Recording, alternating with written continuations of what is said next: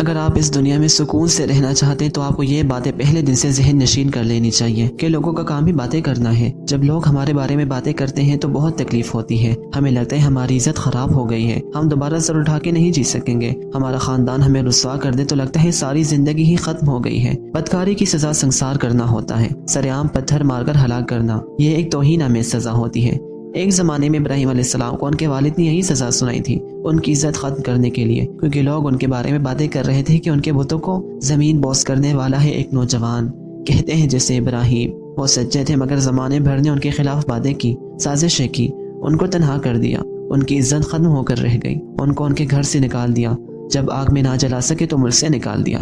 پھر کیا ہوا؟ پھر یہ ہوا کہ ابراہیم علیہ السلام کو اللہ تعالیٰ نے اسحاق بھی دیے، اسماعیل بھی اور یعقوب بھی، ان کو اللہ نے کعبہ بنانے کا شرف بھی دیا اور ان کے نام کو رہتی دنیا تک ہماری نمازوں کا، ہمارے درود کا حصہ بنا دیا۔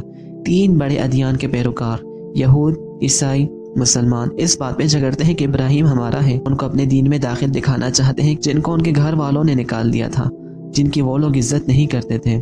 اللہ نے ابراہیم علیہ السلام کے لیے لسان الصدق بنائی، سچی زبان، سچی تعریف، نیک نامی جو رہتی دنیا تک اس کے بعد بھی قائم رہے گی۔ مگر ہم کتنے بھلکڑ لوگ ہیں، ہم سمجھتے ہیں کہ لوگ ہمیں بے عزت کریں گے تو ہماری عزت اور نیک نامی چلی جائے گی، ہم رسوا ہو جائیں گے، لوگ ہمارے بارے میں باتیں کریں گے تو ہم کبھی سر اٹھا نہیں سکیں گے۔ تو پھر کون تھا وہ شخص جس نے اپنے وقت کے بڑے بڑے خدا کو کلہاڑا مار کے توڑا تھا، جس کے بارے میں سب لوگ بری بری باتیں کرتے تھے، مگر آج اس جیسا نیک نام کوئی نہیں بھائی، لوگوں کا تو کام ہی ہے باتیں کرتا۔ کسی انسان کی عزت لوگوں کی زبانوں سے نہیں بندی ہوتی کہ وہ زبان کھولیں گے اور عزت چلی جائے گی۔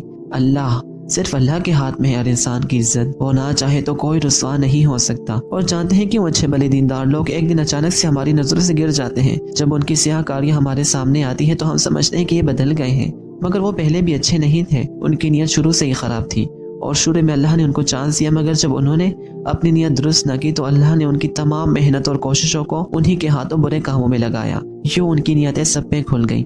انسان بری نیت نہ رکھے تو اللہ اسے کبھی رسوا نہیں کرتا۔ کسی کی عزت کسی انسان کے ہاتھ میں نہیں ہے۔ ہمارا سارا خاندان ہماری بے عزتی کرے گا تو اللہ اس سے کئی زیادہ لوگ پیدا کر دے گا جو ہماری عزت کریں گے۔ اگر ہم نے اپنے گناہوں پہ معافی مانگ لی ہے اور دوسروں کا بھلا سوچنے لگ گئے ہیں نا، ہماری نیت درست ہے نا، تو اللہ ہمیں کسی انسان کے ہاتھوں رسوا نہیں کرے گا۔ اگر ہم انسانوں کی بھلائی کا سوچیں اور اپنی نیت کو نیک کر لیں تو ملے گی ہمیں وہ عزت جسے کوئی انسان داغدار نہیں کر سکے گا۔ اس لیے ان بتوں سے ڈرنا نہیں چاہیے، کلہاڑا مار کے ان کو توڑ دینا چاہیے۔ کوئی ہمارے گھر کی طرف آنکھ اٹھا کے دیکھے تو اس کی آنکھ کو تیر مار کے پھوڑ دینا چاہیے۔ کسی کو نقصان دینے میں پہل کرنے کا نہ سوچنا ہے نہ یہ کرنا ہے۔